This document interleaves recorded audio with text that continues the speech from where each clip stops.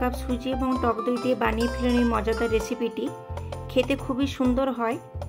তো প্রথমে আমি একটি পাত্রে 1 কাপের মতো সুজি নিলাম, হাফ কাপের মতো টক দই দিলাম, কিছু গোটা জিরে দিলাম, 1 চামচের মতো লবণ দিলাম এবং হাফ চামচের মতো বিট লবণ দিলাম। এগুলো সব ভালোভাবে মিশিয়ে নেব। এর মধ্যে অল্প একটু জল দিলাম,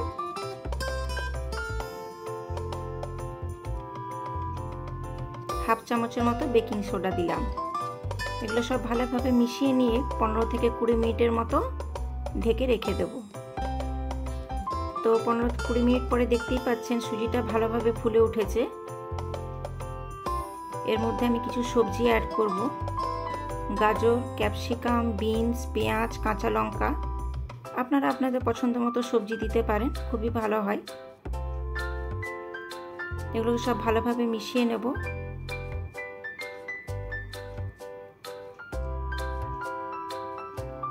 এবং অল্প অল্প করে একটু করে জল দেব। ব্যাটারের কনসিস্টেন্সিটা ঠিক এরকম হবে। তো এবার আমি একটা ফ্রাই প্যান বসিয়ে দিয়েছি, এর মধ্যে কিছুটা তেল দিলাম। অল্প অল্প করে ব্যাটার নিয়ে বানিয়ে নেব।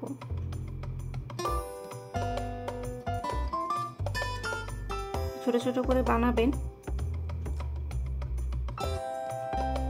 দেখতেই পাচ্ছেন আমার এক পিঠটা ভালোভাবে হয়ে গেছে। তো এইভাবে আরেক পিঠটা ভালোভাবে সেঁকে নেব।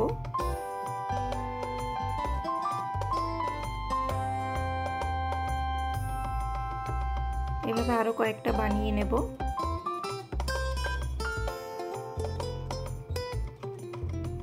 তো এটা বাচ্চাদের টিফিনে দিতে পারেন, অনেক সবজি আছে, খুবই হেলদি হবে।